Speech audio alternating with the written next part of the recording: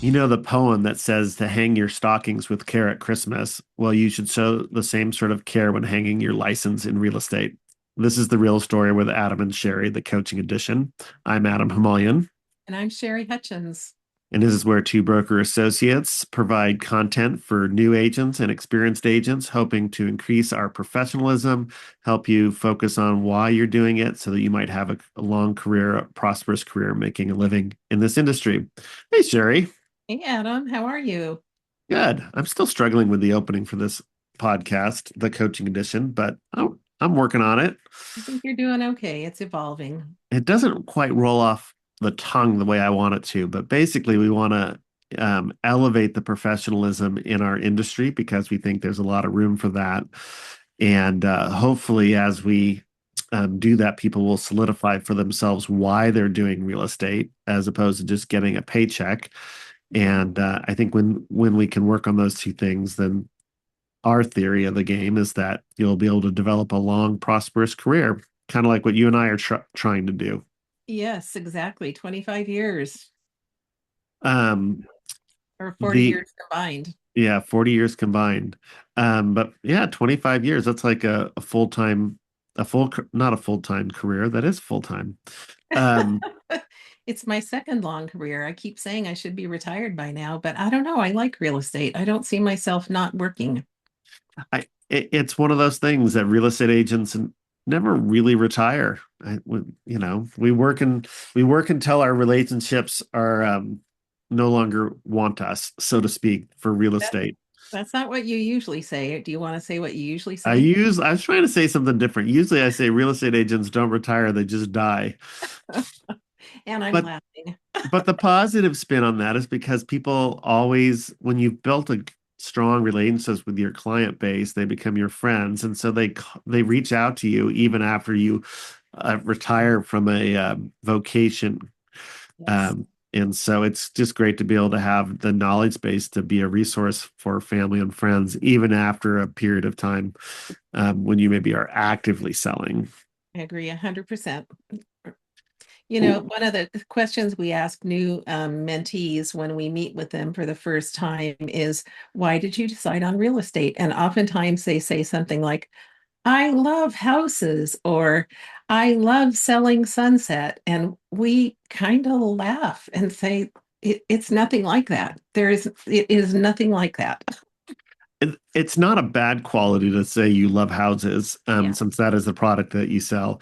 Yeah. The selling sunset is such a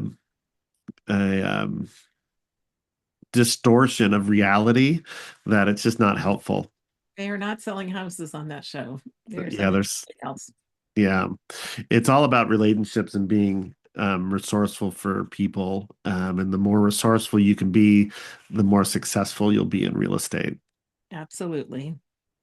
So, Adam, how did you decide which brokerage that you were where you were going to hang your license once you were licensed? Yeah, that's a great question. That is going to be our topic for today. Well, I think like a lot of new agents, I did not know what I was shopping for.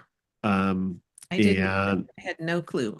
yeah, I interviewed with a couple big brokerages, national franchises. I don't know if the actual brokerages were that big, but national franchises, name brands, because Mhm. that's what I knew. One place I interviewed because I knew somebody. The other two were places that I interviewed because they were in the areas where I wanted to focus. So, including one being like a mile from my house, and I figured I could roll out of bed and just show up. Okay, that's not exactly true, but Oh yeah. geography had something to do with it. All right. Uh, Um, Would you how about say that? Well, you. Sorry. Go ahead. how about you? How did you decide where you were going to work? Oh, I just stumbled into mine. People have heard my story before. I ended up going to the broker where my own real estate agent who'd sold me two houses worked, and because she had encouraged me to get into the business, and I ended up um, working with them for a few days until they were no longer at the company, and then the company kept me on. I did go out and talk to a couple of big brokerages. I interviewed at Keller Williams, I interviewed at Coldwell Banker, and I think Prudential. And then United California Brokers stepped in and said, "We would really like to have you stay here if you're interested." So that's how I ended up. I had no clue what I was doing. Um, you know, they don't teach you that in real estate school. They don't even teach you the questions you should be asking or the things you should be thinking about. It's just like, okay, I need to hang my license so I can sell houses. And maybe people are more informed about it nowadays than they were when I got my license. But yeah. Well, I think that, that it's interesting. You think about how real estate has changed in the 15 years since I've been in the business and 25 since you've been in the business. I've worked officially for three different brokerages, though really just two. Um, the the franchise that I was working for got bought out by another company, so technically there was two companies there. Mhm. Um, and you've been with maybe five. For United California Brokers, which was bought by Sotheby's. And then I did the Coldwell Banker management program for a year. And then I went to Empire. And from Empire, I went to Dudum. And I've been at Dudum for 15 years. And so a couple of those places don't exist anymore, right? Correct. Yeah. Um, I guess technically California Brokers does exist. There's like one guy who's still Yeah, United California Brokers has an office in Pleasanton. Ed Antonucci is the broker. I think he's still down there. uh, But Empire had two offices. They were a little, I don't know if you want to call them a boutique or an independent. It was a great company, really great company. They were former Pacific Union people who decamped and started their own company. And it was a good place to work until it just, the recession hit and it kind of dwindled. And most of the people in that Walnut Creek office, a large number of them ended up at Dudum. yeah. So if you haven't figured it out yet, we're talking about where you might want to hang your broker's license. And Sherry and I, without revisiting all of our stories about where we went from one place to another, we hope to give you an idea about some of the different styles of brokerages that are available.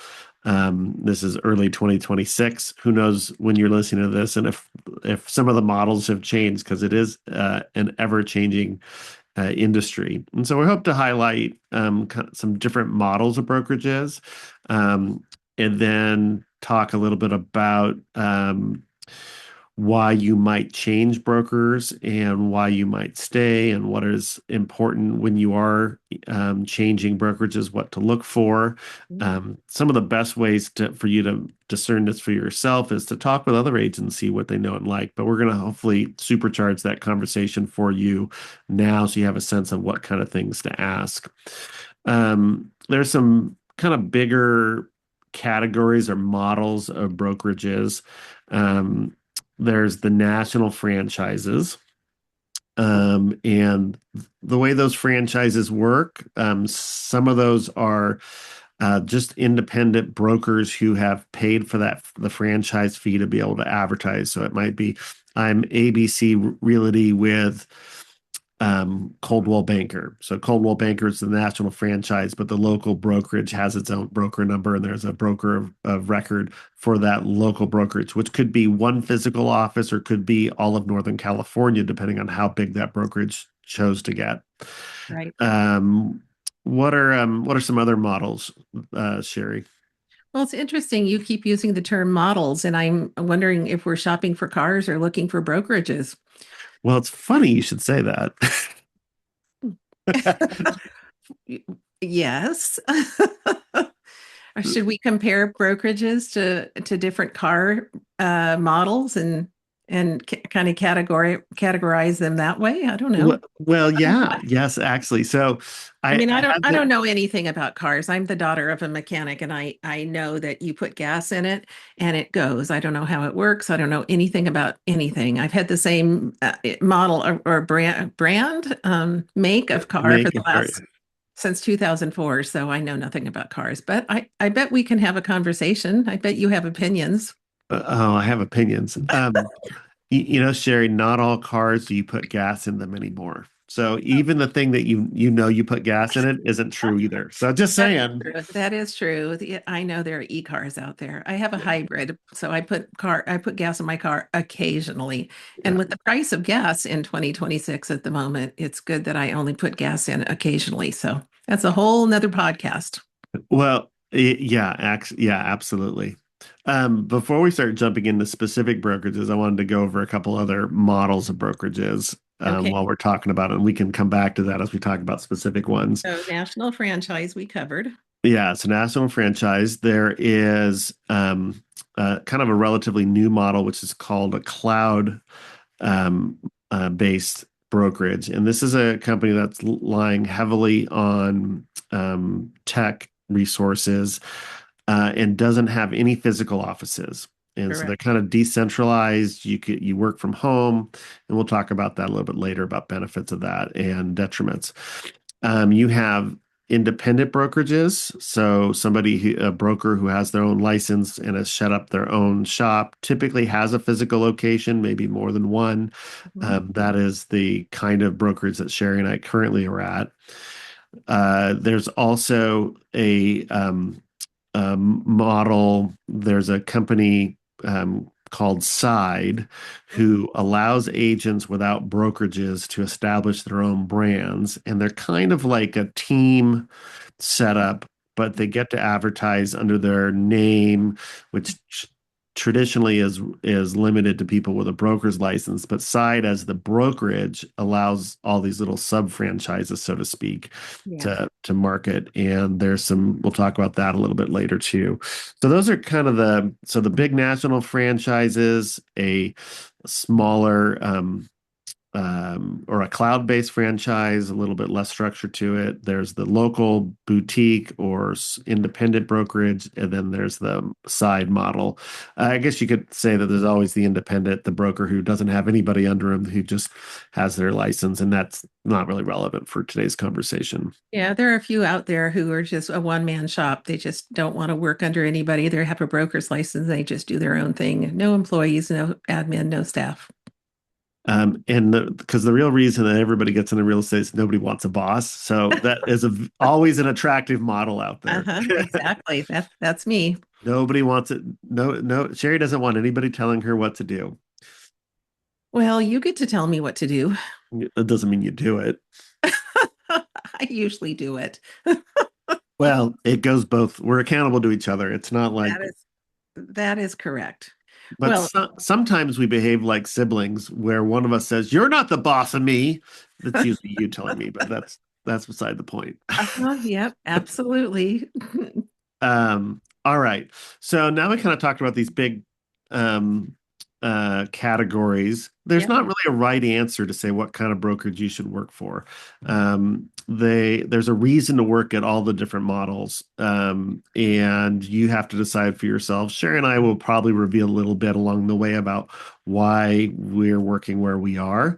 But it's not because we don't think you can make an income at other places. It's just got to figure out what are your specific needs as you're either starting your career or thinking about changing. And actually, let's talk about that before we dive into the specific ones. Yep. Why do real estate agents change brokerages? It's almost always about money. It's about their split. And for those of you initiated, when you collect a commission for sales, that's really the broker's commission. And then you get paid back your split. And there was a time in history when new agents got a 50-50 split. In our market, that's not super common to be that low. Usually agents are getting a higher percentage of it. And that the top agents are getting a 90-10 split and maybe even more than that, depending on their production. And it's something that's negotiated. Each broker has a different schedule for how that is. Some of it times it's based on production, sometimes it's based on other issues, and sometimes it's capped, and sometimes you do the initial amount and then you get 100% after that. So And sometimes it's fixed for a year and then it gets reevaluated every year. in theory, every brokerage I've worked at, that is what is in the policy, but very rarely does it get enforced. Yeah. Um, It usually because gets reinforced when things get really tight. yes, yeah, when the economy changes, when the market changes and people aren't making as much money, then they start to look at things like splits. But in answer to your previous question, I think generally, and let me know if you don't agree with this, that people change when money becomes an issue. They don't think they're making enough money. And they think they might be able to get a better split elsewhere. I think that's mostly true, like 90% true. It's like when we work with sellers and the adage is price is important. The seller wants to get the most amount of money, but there's always this little asterisk with the least amount of hassle. Yeah. And I think that there are certain pressure points in agent broker relationships that get ignored as long as there's money. But Mhm. when the money is getting tight, those other issues become more important. And and when I say money gets tight, it means that the agent's struggling to with production, and it may have nothing to do with their broker. Yeah. But then they start saying, what are the things that are keeping me back from my full potential? And so all those things that have been ignored because of prosperity. It's like you remember back in the 90s the presidential election, it's the economy stupid. Uh-huh. It Yep. is the economy, but what we're discovering in our current environment that it's not just the economy. Yeah. There are things that are also important to us as real estate agents beyond just the split. Uh, I I so a couple of reasons why I changed brokerages. One of them was money and opportunity. I moved from one office to another office within the same brokerage Mhm. for the opportunity to be part of a partnership. Mhm. Um, so it kind of was about money, but also I was didn't like working alone and I wanted to have an opportunity to have some camaraderie. So it was kind of a team environment. That was before coming to Dudum and partnering with Sherry, which has been my longest real estate relationship. Probably will be take me to the end of my career because I don't think I'll want to do business without Sherry. But Oh, yeah, that would be um, very sad. yeah. And then there was I think that kind of at the tail end of that was a real dissatisfaction with the management in the brokerage, just feeling a lack of support. Mhm. Um, just yeah, felt I it the anyway. So there was That that. when you were at a national franchise, at a franchise, Yes. yeah. Yeah. I think when I first met you, because I interviewed you, Julie was your first interview, I was your second interview, and you were feeling like the manager at the office didn't have any real authority. If you needed something, that person couldn't give it to you because there were, higher ups over and stockholders and all kinds of people that had a say in your life and your business. And she was basically ineffective because, and not no fault of hers, of course. It was You're just the right. way it was set up. Well, and that's one of the when we talk in some specific national franchises, that is one of the challenges because some of the policies and tools are established much higher up the food chain, and there's no wiggle room. It's Mhm. easy for you to say in Mhm. some of those policies or tools that are available. And I think in along those lines, there's also, I think this is true of all brokerages, but it's slightly different for the large franchises that there's stockholders. Yeah. And it's there is a blurring of the lines between the agent having to represent the client, but feeling like the brokerage represents the stockholders. And there's that conflict that at least feels like it's there, even if it isn't as Mhm. stark as I'm painting it. Yeah. I think a CRM was important to you too. That was one of the reasons. I think you had a good CRM at the national franchise, Absolutely. but that was the only thing really that was a good thing. Yeah. And you kept saying, I need a CRM. And I kept saying to you, it's not going to matter. Now, here we are. Well, we won't go into CRMs right now. Yeah. I think the other thing about the national franchise versus a smaller brokerage Mhm. that attracted me to make the change is the graphic design, where with the national franchise, it was a web-based program where I would go in and I would upload photos and put in the titles of the brochure, and it would get automatically produced. And while that seems nice, sometimes there's information that doesn't fit the style of what you're trying to do. And I was constantly like it would label something price, but that wasn't where I wanted something else in that location on the flyer. And so I was in the price box, I was putting a headline. And it was Yeah. just like, I'm not good at this stuff. I'm Yeah. not a graphic designer. And so Yeah, you sell houses, not I design know. brochures, right? And so at our particular brokerage, there's professional designers in house that help fill in the gaps where I'm not good at. I once heard an agent leave a broker because of I think, a really stupid reason. Yeah. And um, currently, commissions are mostly, depending on the title company, being wired to the agent's account at the broker's direction at the close of escrow. Yeah. But this was just as that was coming in as kind of the standard. And so what used to happen is that a check would be couriered from the escrow company to the broker, and then the broker would write a check to the agent for their production. And so that took it was a mechanical, had to actually change over time wise. Mhm. And at one time, an agent closed the transaction on Friday. The check got couriered over, but the broker wasn't able to write that agent their check until Monday. And it's like, well, if you can't float for 3 days, you've been working with this client for maybe 6 months, you've had a 30-day escrow, and because you had to wait 3 more days over a weekend on what was not really an out of ordinary business practice, and that's why you left. I don't know. Oh, I got wow. questions. That is a lot of work to change brokerages for that reason, because it's hard to change brokerages. I mean, you're almost starting from scratch as far as new business cards, new signs. It's expensive, moving all your stuff, getting to know everybody, learning the systems. Yeah, wow. That person must have been very upset about that. Yeah, there must have been something else going on because it just doesn't make sense. But for the record, that's a silly reason to change brokerages. Yeah. Yeah. In general, we get our money the same day we close. Every so often, there's something that's a circumstance that's out of our control. But I know that it's one of the things that brokers say when they interview agents is, we get you your check the same day. So I don't know. I think that if you're doing a successful book of business, you should not be thinking or worrying about how the money is coming in. I mean, you should track to make sure you got paid and do the math. Don't get me wrong. This isn't trust, Yeah. but when you're doing the right amount of business, living into your capacity, you're not living hand to mouth. Yeah. And if you are, then you need to adjust your personal budget so that you're not living hand to mouth. It'll Yeah. make your life less stressful, and the job much, much more enjoyable.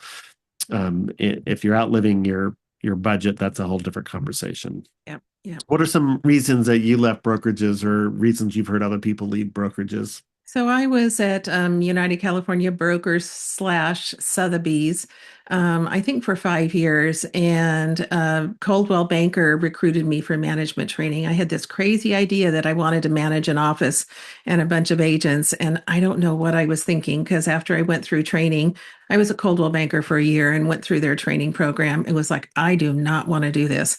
And what I also discovered was I was not the national franchise corporate kind of real estate agent. I did not want to be worrying about, having decisions about how I worked and how I handled my clients made by stockholders and shareholders and managers that I never saw. So I I left there and went to Empire, which was, as I said before, a small boutique kind of brokerage, locally owned, locally managed, only two offices, and was really happy there for quite a while. And then when the recession hit, it I mean, business just stopped in 2008 after the crash in September of 2008.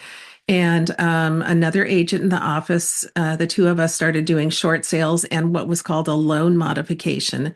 And a loan modification was something where you worked with the homeowner at no cost. We couldn't charge for this, it was not allowed. And we helped them modify their mortgage so that they could stay in the house.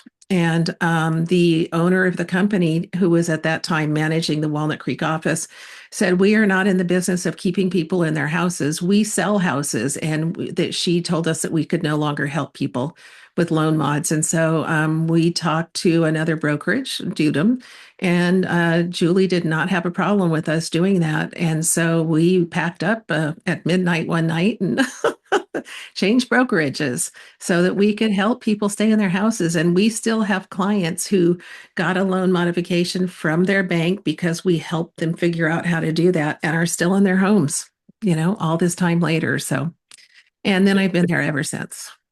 What a great lens about why somebody might want to be in real estate. It really is about making a difference in someone's life. And sometimes we don't get paid, and sometimes we get way overpaid, and it all kind of balances itself out. I Yeah. think you start building a reputation for working for people, that builds on itself. And when you start getting a reputation for building off of people, that'll be a reputation in the wrong direction.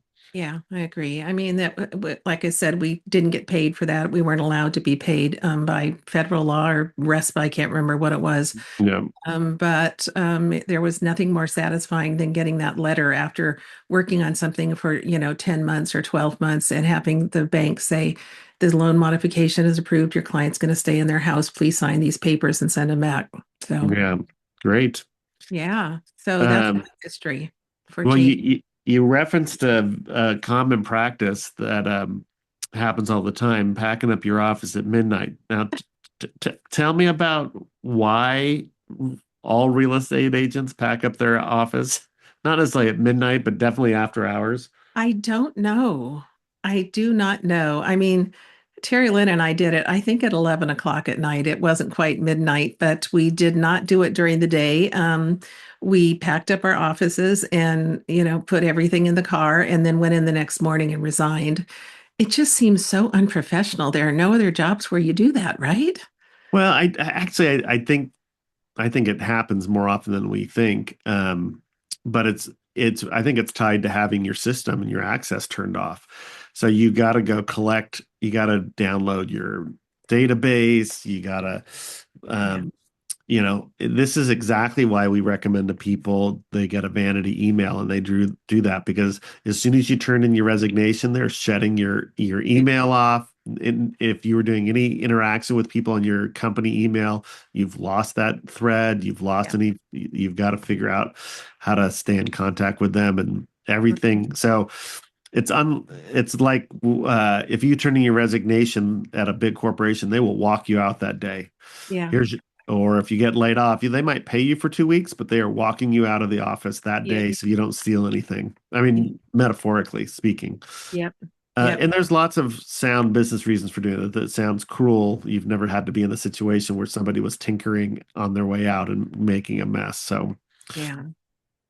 Yeah. um, I forgot about that turn off that happens when you give your notice and leave. In our case, they separated us. They put us in two separate conference rooms and worked on us to try to get us to stay. Kind of played I mean, it was almost good cop, bad cop, like trying to play us against each other. And but we were determined to leave. We had made a decision. And there was no way we were staying. So all right. So, uh, it's going to be common if you are new to real estate that it's highly unlikely that you will be with the same brokerage for your whole career. If you're going to work for 5 years less, maybe, but I know people that have worked 5 years and already been to three brokerages. yeah, And part of the reason why that is that they're not being trained well. They're not equipping their business in the beginning to figure out how to get launched, and they're expecting to make full income in yep, a year, which in reality that's not true. So they think swapping to a new brokerage will make a big difference.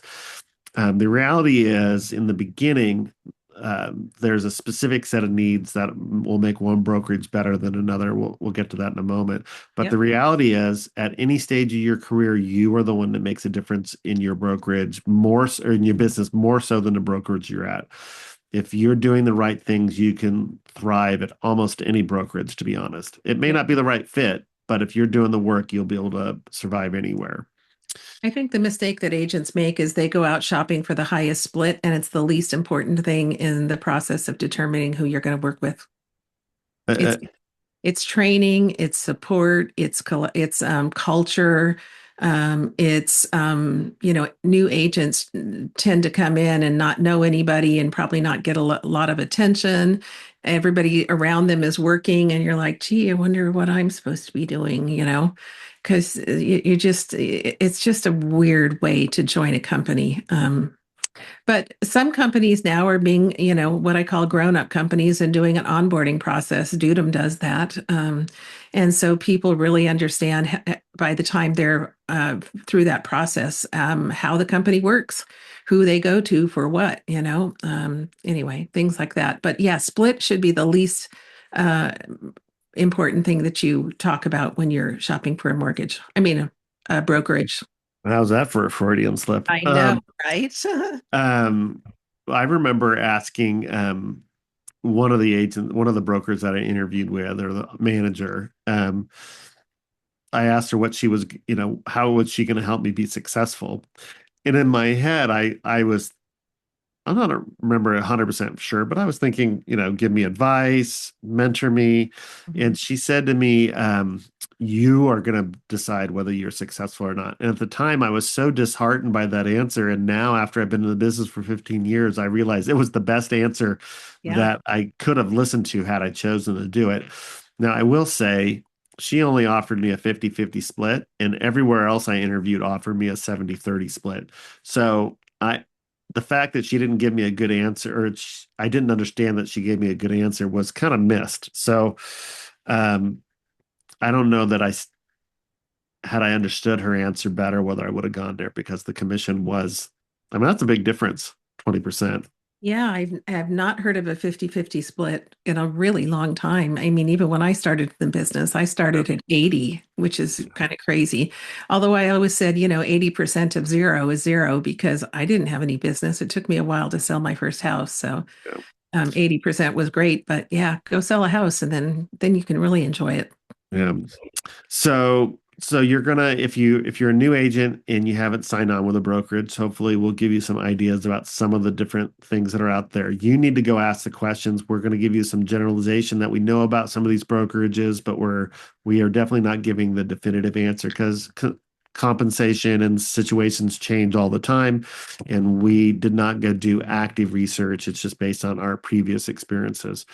If you Okay. are at a brokerage already and you're looking to think about changing, you're early in your career, hopefully we'll give you some insight into what is the greener pastures, or the grass is always greener over the septic tank. How does that saying go? The grass is always greener on the other side of the fence.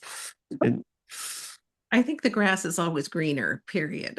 yeah, it's like the road to hell is paved with good intentions. No, no, no. The road to hell is paved. Um, and other iterations of the form. So I'm wondering where the septic tank came in, but yeah, we'll talk about that later. it's a book from like the 80s, 70s or 80s that always got brought up when we were doing charades at my youth group. The grass is always, oh, Grass sorry, is always greener over the septic tank, oh, okay, all right. because Well, it's well fertilized, and they're not wrong. They are there's not wrong. there's there's water present. Anyway, never mind. Let's get back to brokerages. Um, All right. So you're the getting ready to go out and talk to brokerages. What do you do first? Yeah. So, yeah, you definitely want to know what the splits are, even though Sherry said that's not important. Um, It's not the most important. It yeah, shouldn't be the most important thing. but it should be on the list. Yes. Depending on where you are in your career, what does training look like? How are you going to be resourced for mentoring, or coaching or training? What does that look like? And is there an additional fee for that? Yeah. Most cases there is, but at least knowing what they're going to do. What else? Yeah, the state teaches you how to take a test and pass the test so you can get your license. Your brokerage is going to teach you how to sell houses. Yeah. And not just sell houses, but build a business.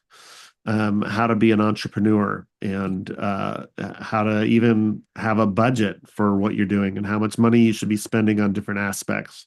You should have somebody helping you with that because you're just making it up.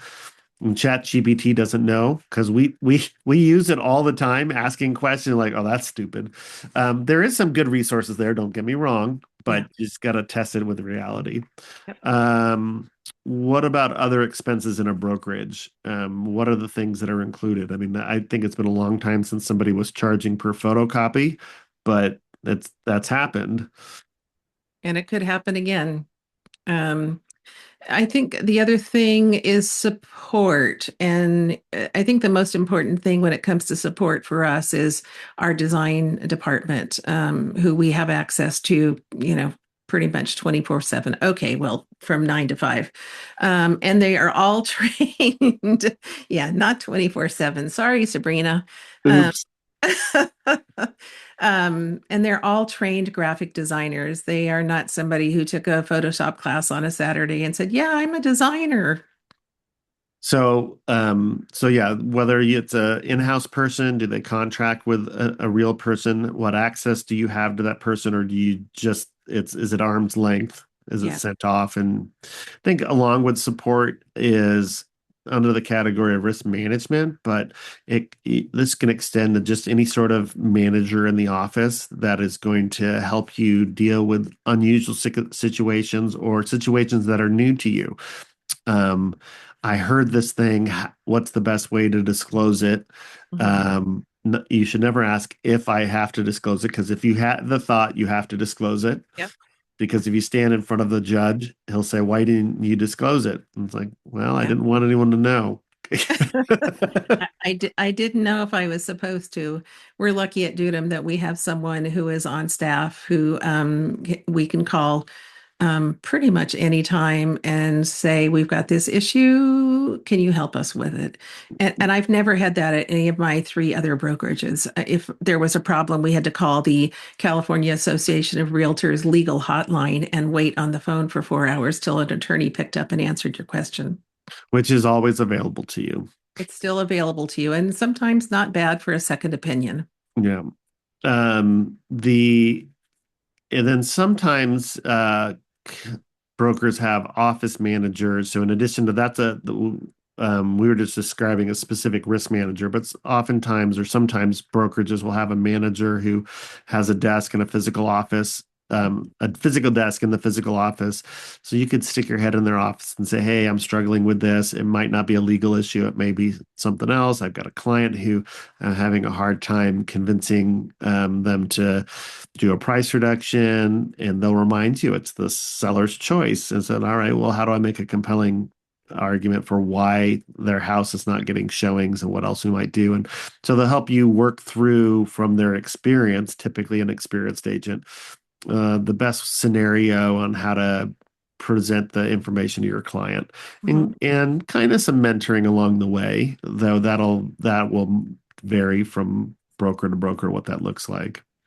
In the best offices, there is a collaborative spirit between agents, and you can put it on an email that says, "I need help with this. Who, does anybody have experience with this?" And I know where we work, there is definitely a collaborative spirit, and people will pick up the phone or reply to your email and say, "Give me a call. I can help you with that."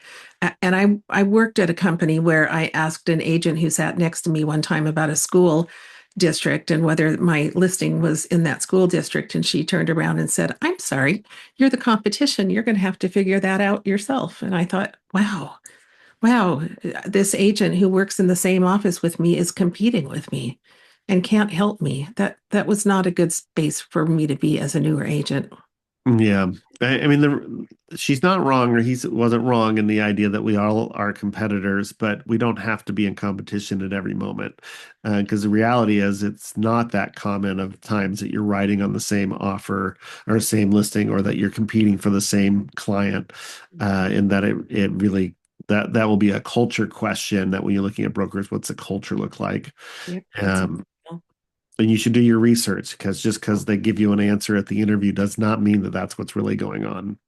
I think it's hard to figure out culture without being in it, don't you? Yeah, I think that's true. And I think that we'll get to talking about physical offices and how important that is. And actually, while we're talking about it, some companies, depending on their resources and setup, you might get a private office if you're an experienced enough agent and do enough production. You might get a workstation that might be private to you, or you might not get anything private. There might be a workstation that you can use when you physically come in.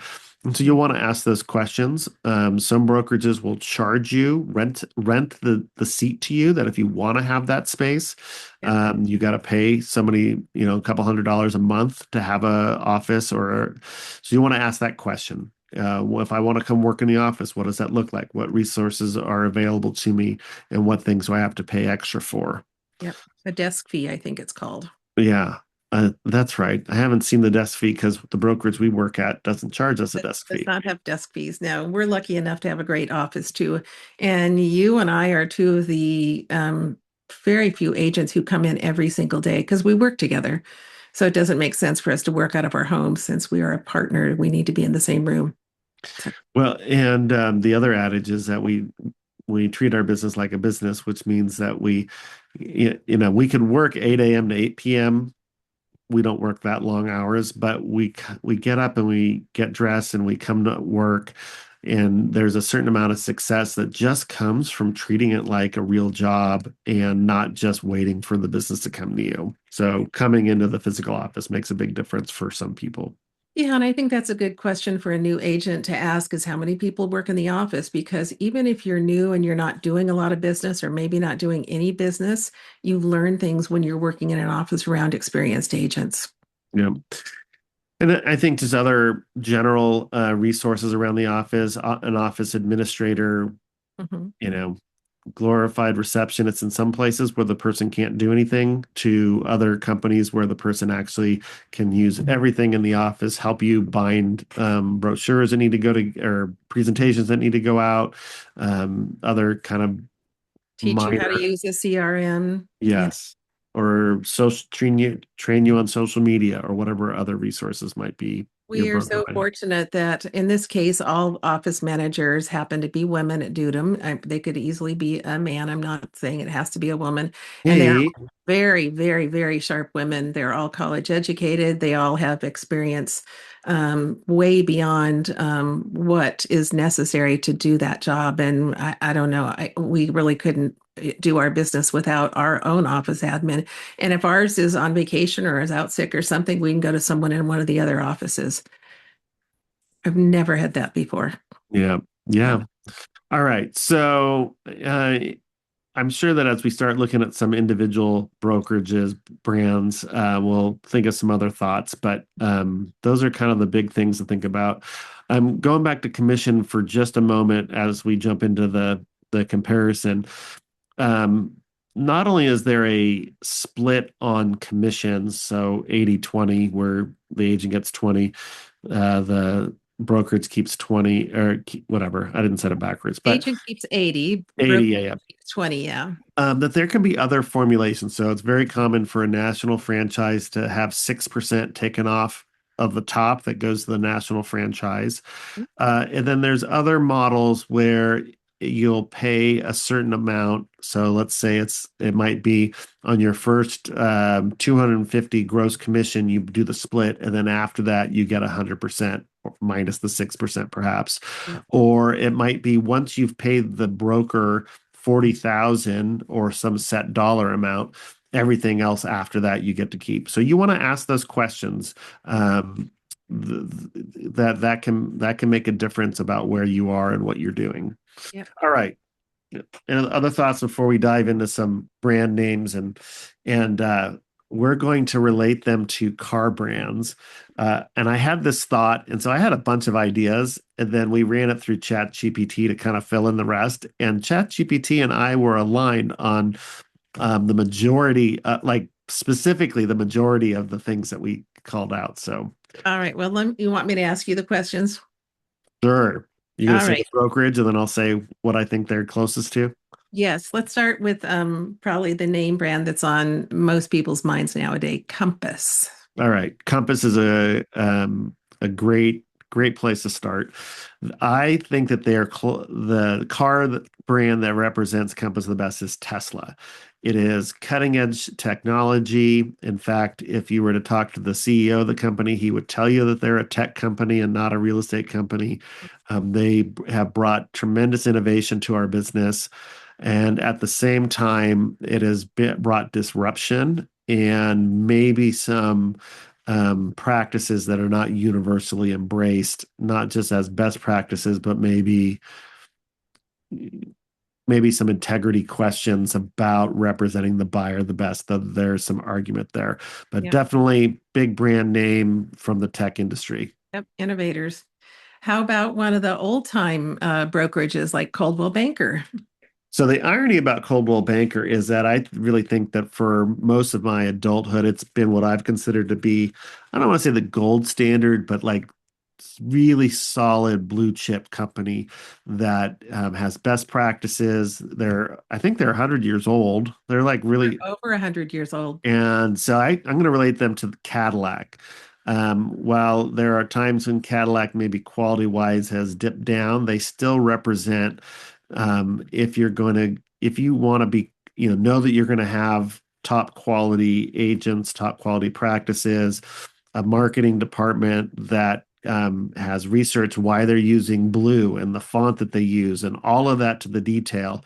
That's Coldwell Banker. So kind of a classic. Yeah, a classic. Yeah, yeah. Okay.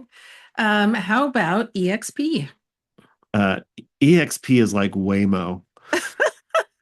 They represent the cloud model. There's no physical offices, Yep. uh, and you're not really sure who's in charge. You're not sure who's driving. Yeah, we're not sure who's driving the business.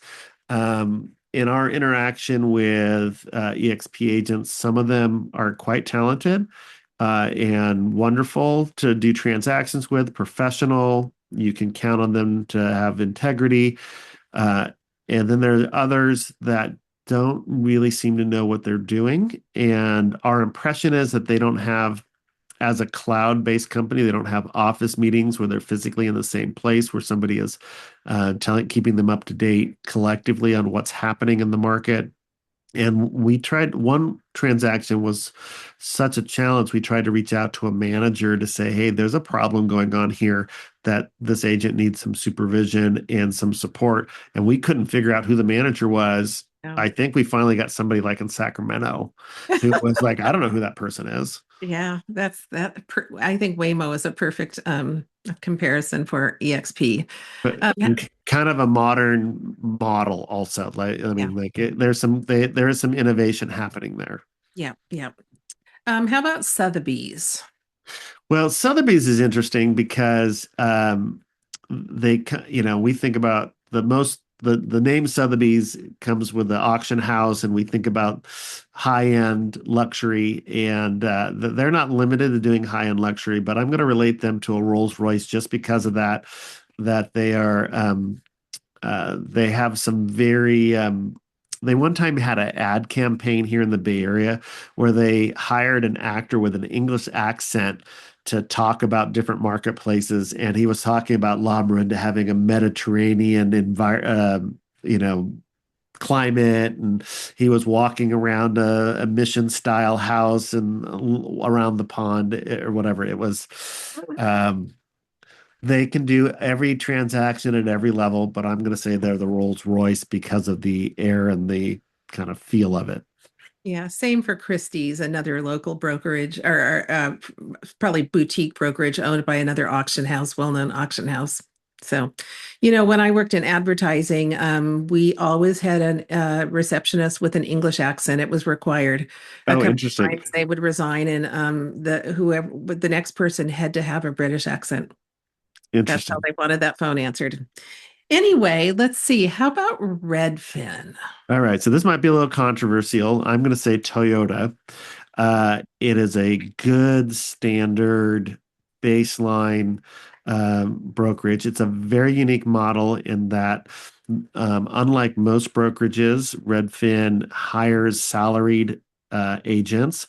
They do some partnerships with non-salaried to be kind of a flex workforce. in that they offer their clients discounts, though very rarely significant. It feels like it's a deal. You're like, I'm getting $1,500 back. Well, $1,500 back on a $1.5 million sale is nothing compared to the kind of work that an agent who is an entrepreneur fighting for their income is likely to stay on the cutting edge of their own business. So from a broker standpoint, it might be nice for an agent who does not like to sell themselves. Toyota sells itself, Redfin sells itself. You get in a car and drive it. You don't have to do a lot of work outside of that because you know that Toyota is going to get 200,000 miles on it before you blink. Yep. Yep. Old reliable. Let's see. Keller Williams, big company. Keller Williams. Okay, I'm going to group Keller Williams and Remax into the same conversation. Okay. They both these brokerages, international franchises, and they constantly are going back and forth between agent headcount. And so one method of measuring the size of a brokerage is how many agents they have. Another one would be the amount of sales that they do, either transaction or volume. But for Keller Williams and Remax, they are all about agent headcount. We have 300,000 agents or whatever it is. Yeah. And so you can pick whichever one you want. One of them's Ford and one of them's Chevy. They are ubiquitous. They're everywhere. Some models are amazing. Others are like Ford Fiesta, just get me there. You don't really know for sure what you're going to get with any specific agent. And local brokerages tend to be they make their money like Ford and Chevy off the repair service department. That Keller Williams and Remax, they might have better splits coming in, but they oftentimes have more charges along the way. Though I will say that Keller Williams is one of those brokerages that has a cap on how much commission you're making, or that you have to pay to the brokerage rather, and that has larger upside if you're a higher producer, but you're going to pay for all the support a la carte. Yep. Yep. Berkshire Hathaway is probably thrown into that kind of pool as well. Yeah, I think about the old man. I think about Buicks. Although when we were Googling it to clarify, we know that Warren Buffett drives a Cadillac. It's 10 years old. So a 10-year-old Cadillac is like a Buick, right? I mean, that's Remember, I know nothing about all cars. right. Um, there's, as you might imagine, Warren Buffett and his business model is very practical, Yeah. and it is nice enough that you can drive your grandmother in it and not be embarrassed by it. It's definitely going to get you over the finish line, but it is not going to be on the cutting edge of marketing and that kind of or technology for that matter. So there is a company that's probably not as well known as many called the Agency. There's a local office in Alamo. There's a couple offices, probably many offices down in LA. I think that it originated down in LA. So which car would they be, the Agency? So I really like the agency. They are one of these companies that is trying to create their own lane, not like anything else. They have a really nice I'll say slick, but that sounds there might be some pejorative nature to that. I just mean finely polished marketing materials. And so I'm going to say that they're a Porsche. I'm confident if I hired an agency person that I'm going to get top service. And maybe some top agents, though as we look down the list of people there's some up and comers who are entrepreneurs who go to the agency because they think they can succeed there, and like across the board, some of them are quite successful, and it's I think a great reputation. Yeah, a lot of the agents who work down in the Alamo office do a very nice book of business in the high-end luxury tier. So, Yeah. how about the company that we work for, Dudum? So I thought this was hilarious. I don't. So we didn't have a chat GP. I mean, I didn't have a car for our own brokerage, but chat GPT said that we're Volvo, which is hilarious because that's what I buy. That's what I bought a couple years ago when I'm Yeah. driving. It is a nice vehicle, but nobody is like wowed by the sizzle of my Volvo. Like that's nice and safe. One time, funny story about Volvo. My uncle drove a Volvo. This is like 40 years ago. And I was teasing him because I said something like, he was bragging that Volvo is just this really safe car to drive. And I said, well, maybe it's safe because you only drive at 20 miles an hour. I was so rude. I meant it playfully. I didn't really mean it, but it's like, Uh, oh, and and now you drive one. now that I'm almost 60, I'm not driving the same vehicle in It's theory. funny because Volvos used to be the car that if you were behind them, they were driving 20 miles an hour, and they probably had a PBS sticker on the bumper sticker, and maybe something relating to world peace, I don't know, in a window or something like that. And I have this, I just know my perception of Volvo has changed, and Prius has become the new Volvo. There Oh, yeah, that's was, funny. Yeah. right? Well, so what's funny about that is that my aunt and uncle were they had all the stickers on the back of their bumper, like all of Uh, the ones you just described. am I wrong? And one of the more recent cars they had was a Prius. So you're right on track. You were sniffing that one out. Yep, I spend a lot of time on the road, obviously. Yeah.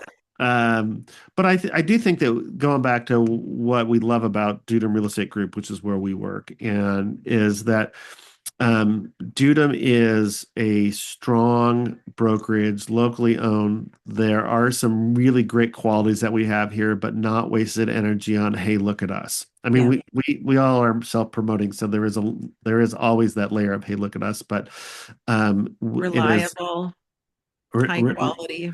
there's collaboration here. There's a culture that begets more of the culture about professionalism, and the working together to get to the end goal. Um, any other thoughts about Volvo and Dudum? No, I think that's it. Yeah. So those were all kind of generalizations. Obviously, if you're looking to start in real estate, you need to interview at least three different brokerages and don't go to different offices for the same broker. You're going to get something similar. You're going to, research the kind of things that are important to you because where you are in your career is someplace different now than where you will maybe in 5 years. Yeah, Um, absolutely. if you, we, one of the things that roles that Sherry and I play at Dunham, which we think is invaluable, which is the whole reason why we're doing this podcast, is we really want to support new agents or even experienced agents elevating their professionalism, as we mentioned at the top of the show. We think that being able to mentor with experienced agents who have seen different markets is really important. Mhm. There is a cost to using us, even when you come to do them, but we are here as a resource that will make it help you launch a successful career. You can go back and listen to the first 5 episodes of this series of podcasts, the coaching edition. And we're not really, 100% sure where we're going in the future. I mean, we know we're going to cover all the stuff, but um, The stuff. hopefully the stuff. Yeah. So we're hoping that you found this to be resourceful. Yep. Sherry, do you have other thoughts here before we close out? No, I guess the only thing I'm thinking is I wish I'd had this podcast when I was looking for a brokerage 25 years ago. Yeah, there's so many things to consider. If you're just looking for advice on making a decision, feel free to reach out to us. Our contact information's in the show notes. Yeah. We want everyone who wants to be in real estate to be successful and find the right place for you. And we really believe that what we're doing here at Dudum is something that will help benefit you, and specifically working with Sherry and I. Yeah. We also encourage you to check out our other podcast, The Real Story with Adam and Sherry. We publish that every other week, opposite this show. And if you like this, be sure to like and subscribe and refer us to your friends. Yep. Still working on the sign off line, but I'll go back to the John Wooden one, which was, if you don't work, nothing else will. I All right. love See you next time. it. Bye. Bye.